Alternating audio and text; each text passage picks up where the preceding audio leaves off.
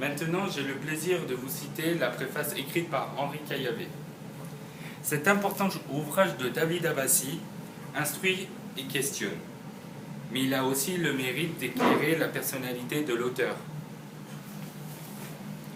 Esprit lucide et critique, s'efforçant toujours de juxter au plus près l'objectivité sur les religions, en tant qu'islamologue laïque, il aborde plusieurs thèmes sur l'islam. Il ose savoir pour oser comprendre. Je garde en mémoire les secrets de l'islam. Il évoque les paroles du prophète qui, rassemblées après sa mort, formeront les trames du Coran. Il n'hésite pas non plus à rappeler les pulsions amoureuses du prophète, ce qui justifie et explique la polygamie. Dans Femmes et guerre en islam politique, M. David Abbassi poursuit des recherches profondes. Il nous fait découvrir ainsi que l'intégrisme et la foi absolue cherchent aussi à s'emparer du pouvoir. Au besoin par la violence, par la force. En cela, il démontre que les guerres menées par le prophète se confondaient avec l'avidité du pouvoir et de la richesse. Avec probité, l'auteur n'hésite pas à souligner que le Coran parle beaucoup de tuer, d'où les intolérances et les cruautés accomplies, tout au long des siècles, comme les infidèles et contre ceux qui ne croient pas au jugement dernier.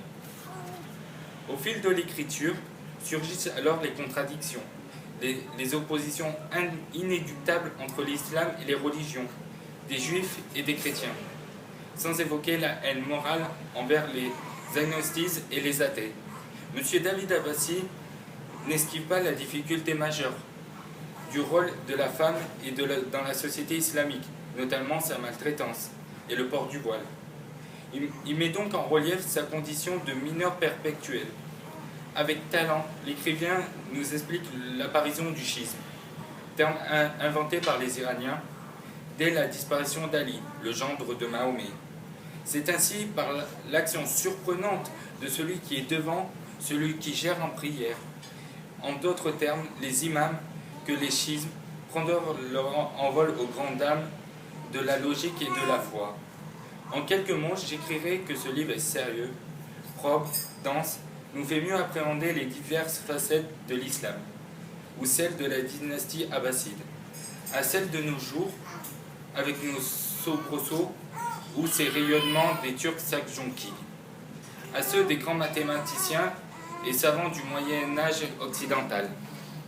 De façon cursive, avant de conclure, M. David Abbassi augmente ses réflexions sur les religieux, savoir par exemple le rapprochement des orthodoxes avec le pouvoir, les tentatives des catholiques pour imposer leur foi, celles des protestants admettent l'esprit critique, tâche ô combien difficile, exigeant tout à la fois persévérance et courage.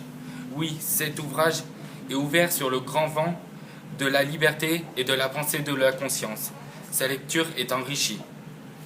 Merci à tous d'avoir écouté ma lecture et à très bientôt.